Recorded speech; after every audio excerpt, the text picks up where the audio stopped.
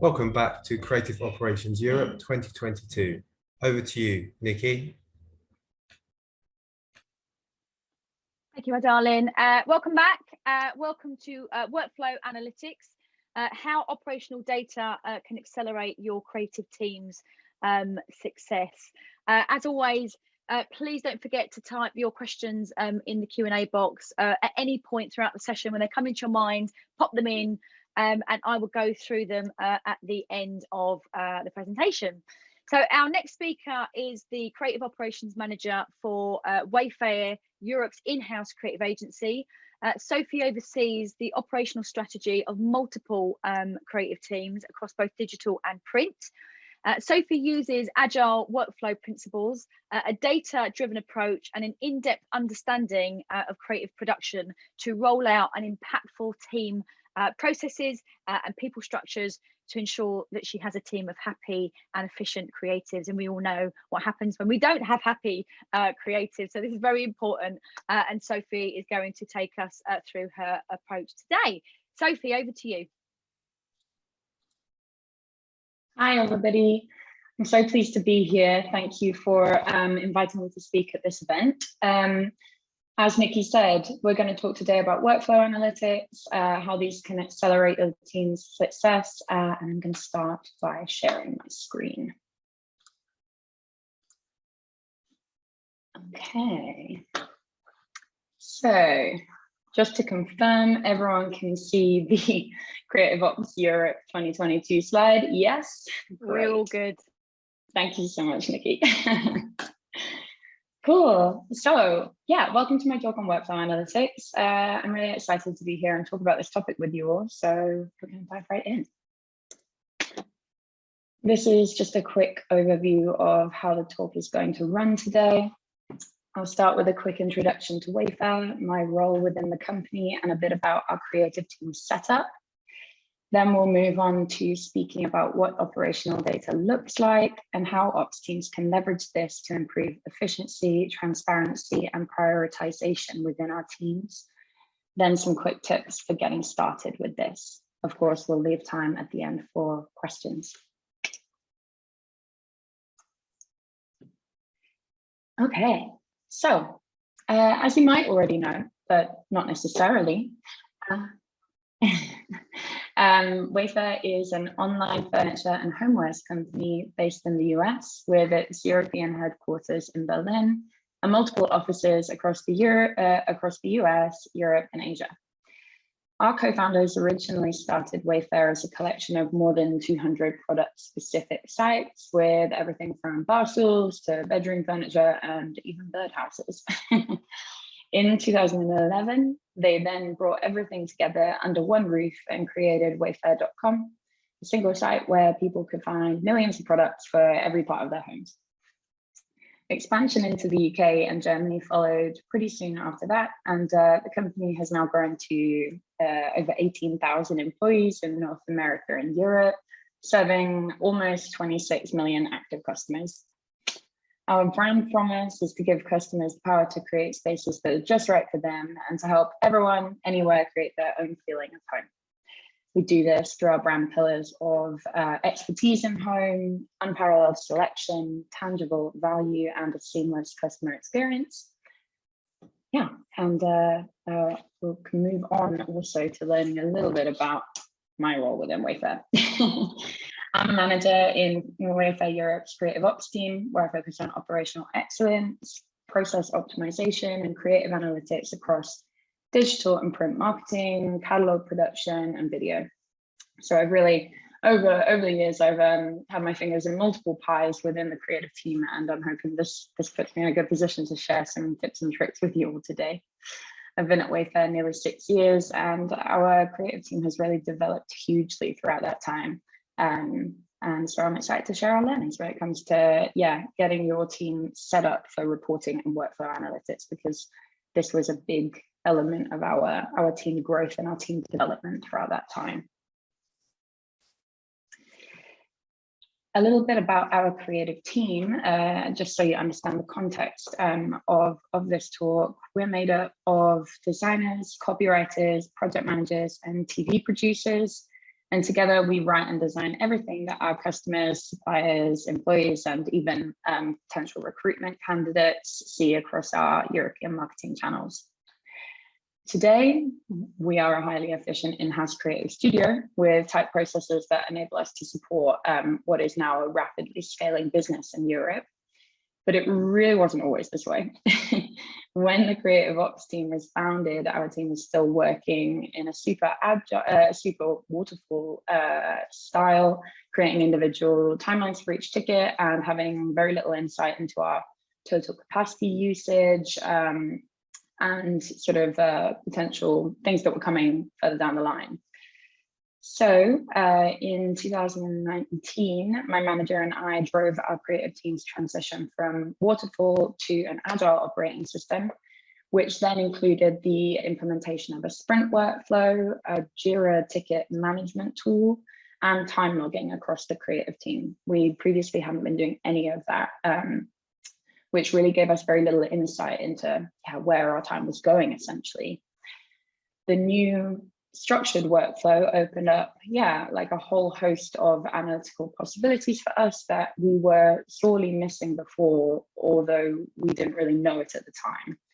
So this is why I'm going to talk today about how we use this data to gain a deeper understanding of where our time is going and how effectively our resources were being utilized across our different work streams. So we can dive right into what operational data looks like.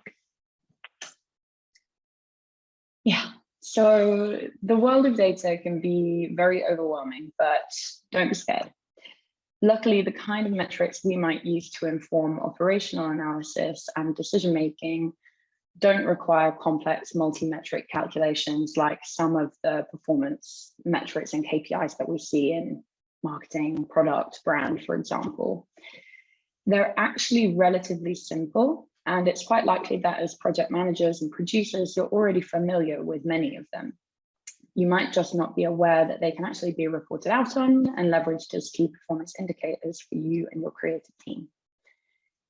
At Wayfair, the data we use is extracted from our Jira ticketing system and relates either to team capacity utilization.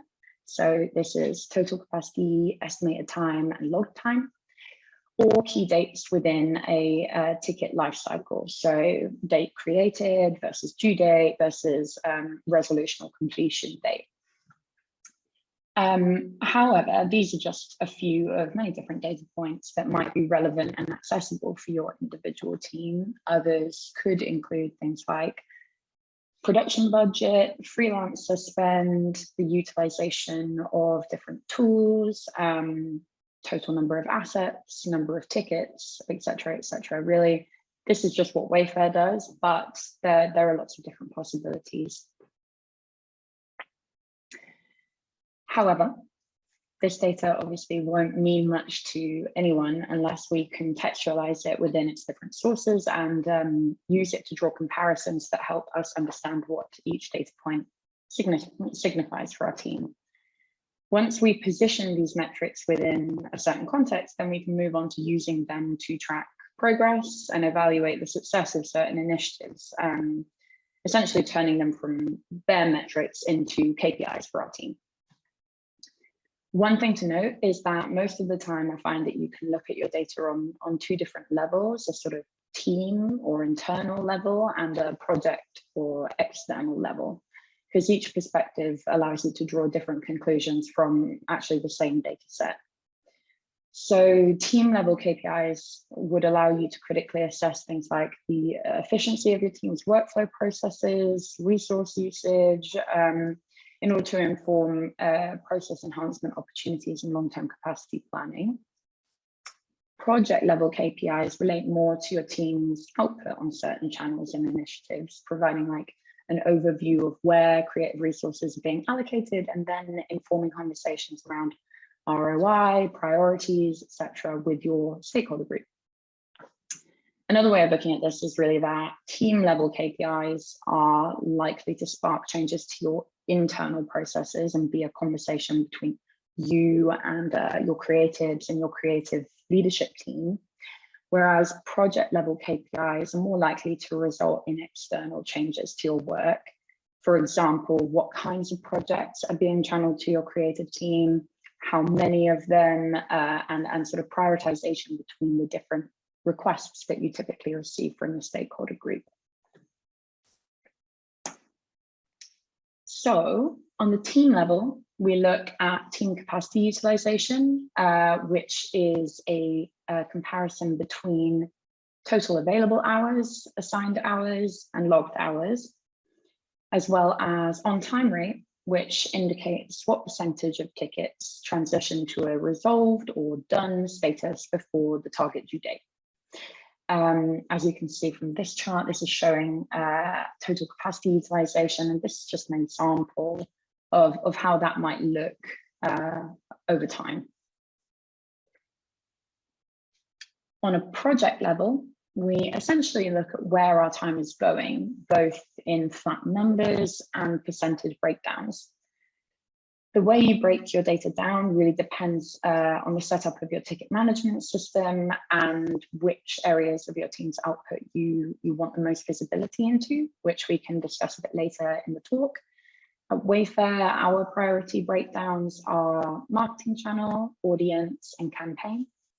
Though as our team grows, it's become necessary to constantly reassess this to ensure we're still speaking to our team's needs. So really, this is very, very team specific, and provided you set your reporting up in the correct way, you can really look at this on so many different levels, depending on what's useful for your team.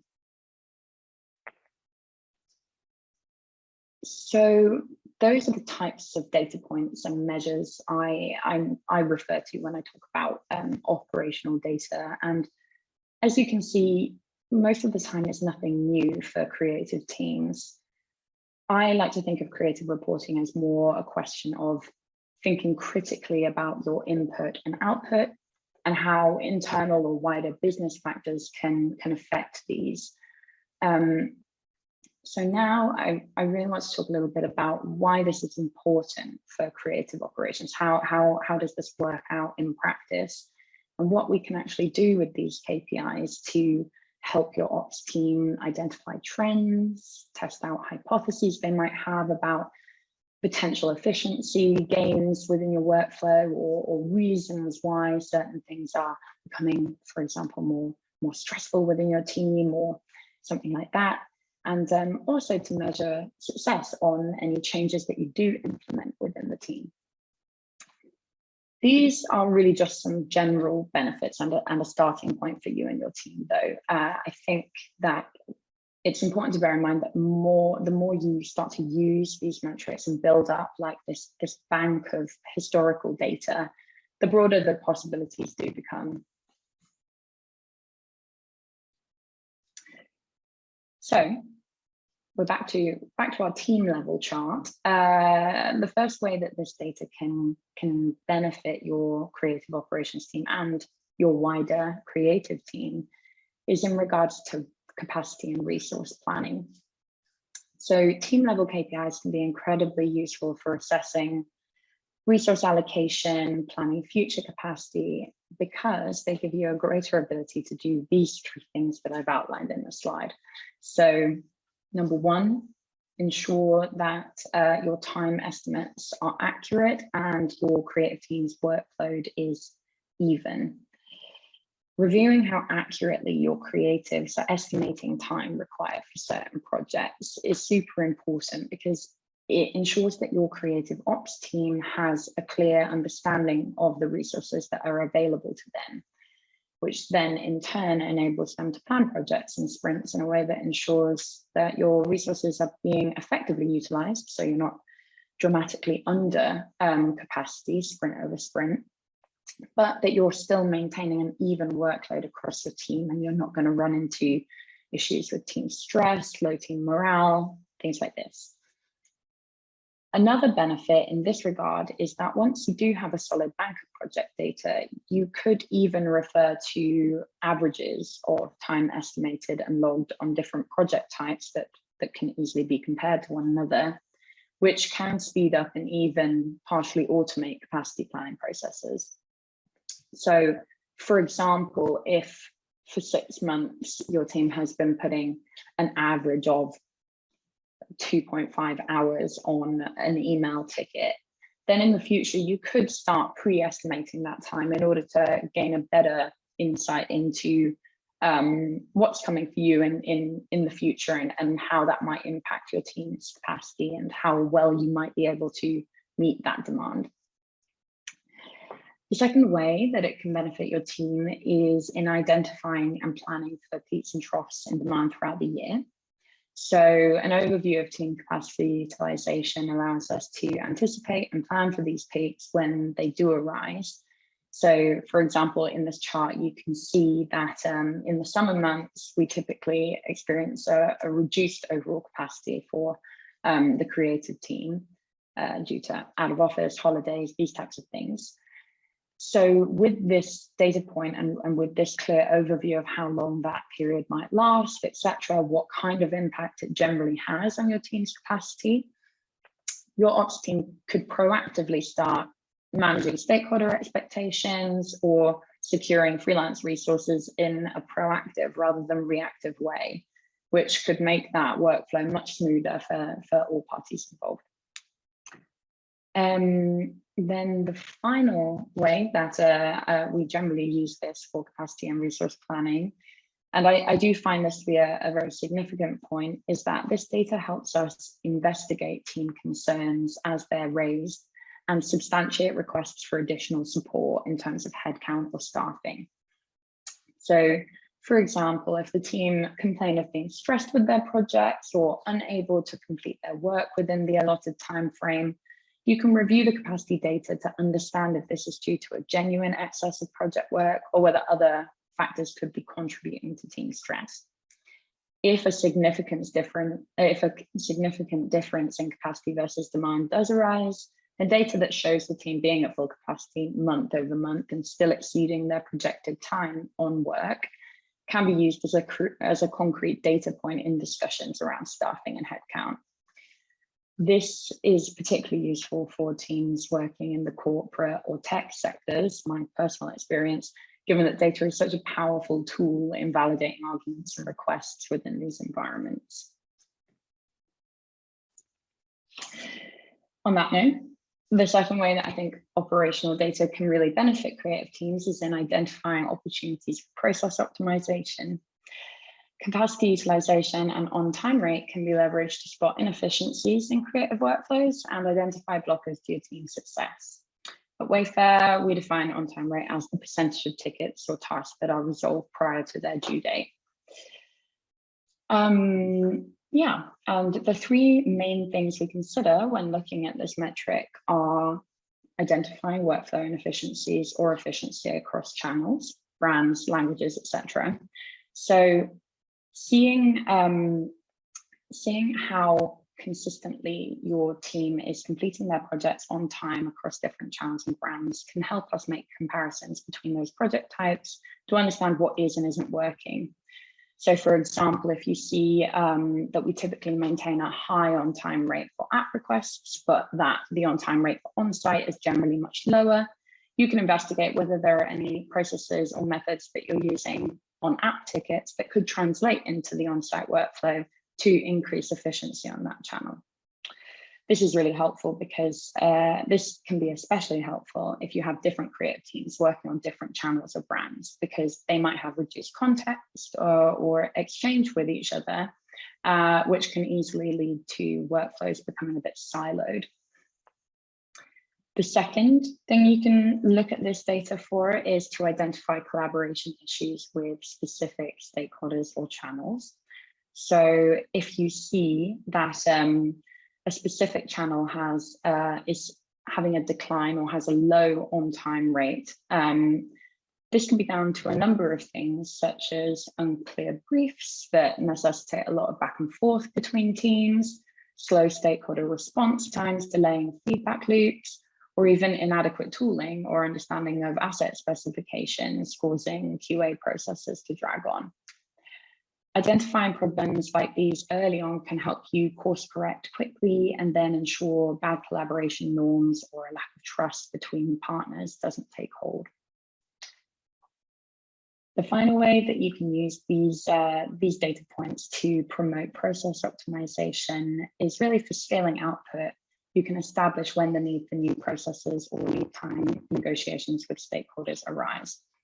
So you can look at this data to understand when your current team and workflow setup is no longer suitable for meeting the demands of your business. If you're seeing a steady decline in on-time rate across multiple different project types, this might indicate that there's a need for increased headcount or revised processes within your organization. This is also effectively coupled with your capacity utilization metric when discussing topics with your leadership team, like headcount and staffing.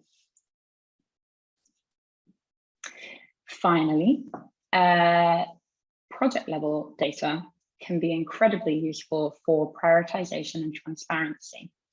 So you can use this to reflect on where your team's resources are being channeled and whether this is in line with your creative focus areas. So if your creative team has certain priorities and areas of the business where you feel the team can add most value, in the corporate world, these are often translated into OKRs. Having this overview of where your team time is being channeled allows you to critically assess whether the reality is in line with your intentions for the team. If it isn't, you can also use this overview to identify what other areas of the business may be overutilizing your team's capacity and preventing you from allocating more time to those initiatives. So you can then use it to fuel discussions and prioritization discussions within your leadership team. In addition to this, you can use it to provide your leadership team with visibility into demand and inform conversations on an external basis, so with your stakeholder leadership team, around prioritization. So it's not just for fueling conversations around internal priorities, it can also be a great basis for discussion with your various stakeholder groups. Finally, you can use it to contextualize the scope of current projects against historical data to fuel conversations around ROI. So it gives us the ability to review time devoted to specific projects within the wider context of your team's output. Once you have this bank of historical data for your team, you can say to your stakeholders, this is the amount of time we devoted to this project in the past, and it's doubled this year. So you'd really want to be seeing a corresponding increase in, for example, the performance metric for that campaign. So whether that's revenue or brand consideration, etc. If you're not seeing this, then it might be time to investigate whether you as a group still feel confident in the ROI of committing so many creative hours to this campaign in the future, or whether you see a more streamlined creative approach being useful next time. Aside from this, are these concrete ways you can analyze operational data and use it in your day-to-day. I think leveraging data in the creative operations industry has another less concrete but still really invaluable benefit, which is that it essentially enables you to speak the same language as your stakeholders. Creative teams can sometimes have a reputation of being less clued into the data world and be overlooked by stakeholders when they start sharing and reflecting on performance results and other key performance indicators. And having your own KPIs and quantitative content to contribute to those conversations and report out onto our partners really consolidates creative and creative ops position as data-driven decision makers within our industry. So now that we've covered what kinds of data you can use to build out a set of operational KPIs for your team and how you can use this to drive your creative agenda within the business environment, we'll just talk a bit about how you can set this reporting up for your own team. As mentioned already, this can really come in so many shapes and sizes, and you'll ultimately want to assess what makes the most sense for your individual team, but these are definitely some foundational tips to get the ball rolling.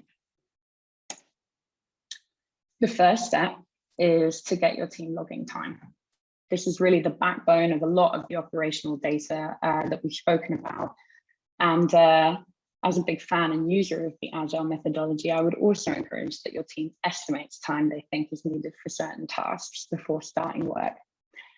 However, if this isn't a system that you're operating within, you could still perform benchmark comparisons on time logged against similar or repetitive tasks to identify trends and inform future capacity planning. You will also definitely be able to create an overview of charts on time spent on different projects and initiatives to inform all of these conversations around prioritization, process improvements, etc., etc. So you can definitely still make headway without estimated time, but just with log time. The benefits to this are everything we've already spoken about. You'll get this rich data set on which you can base the majority of your creative reporting. And the dependencies are most likely that your creative team won't love the idea of logging their time if they're not already doing it. A move in this direction will definitely require a cultural shift and a clear explanation of the why behind this move. One tip is that I found it really important to outline that the goal is not to assess the data on an individual basis and the speed at which someone completes tasks compared with other people in the team. It's really being looked at on a holistic level to spot trends and enable their ops team to advocate for them in a more substantial way.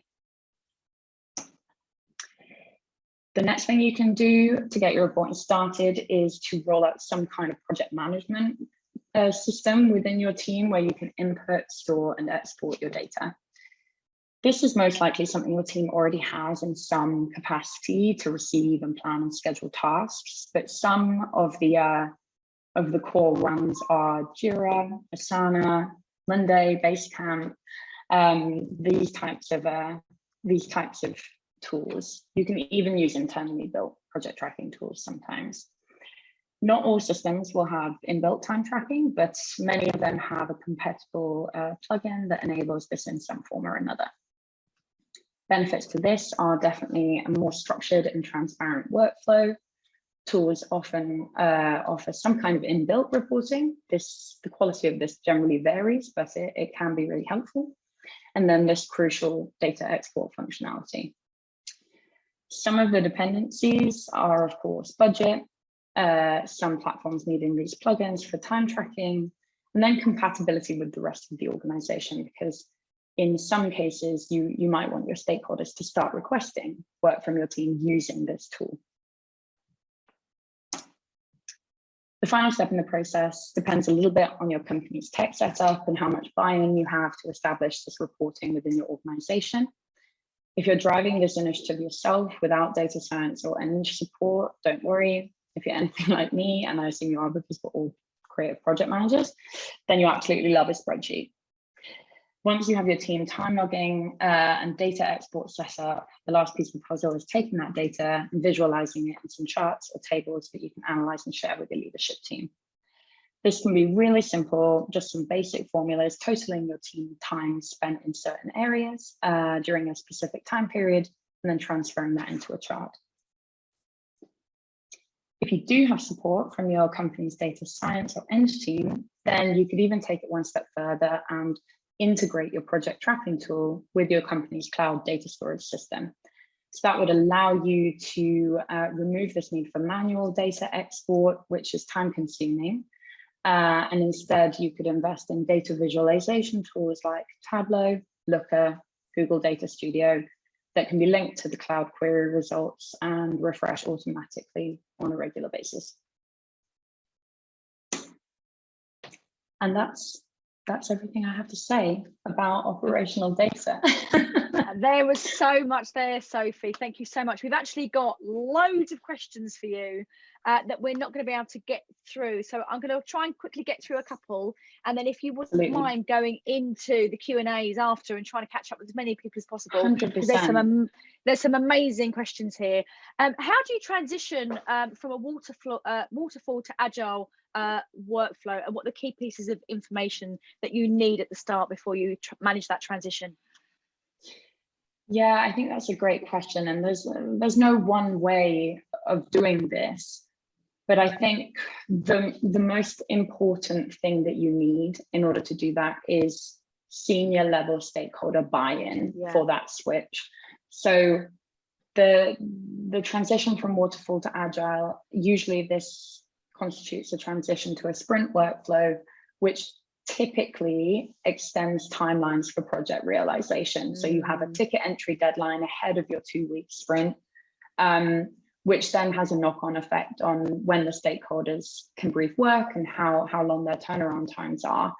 Now, of course, an extension and a confirmation in advance of turnaround time is the aim of the game when you transition into a sprint workflow.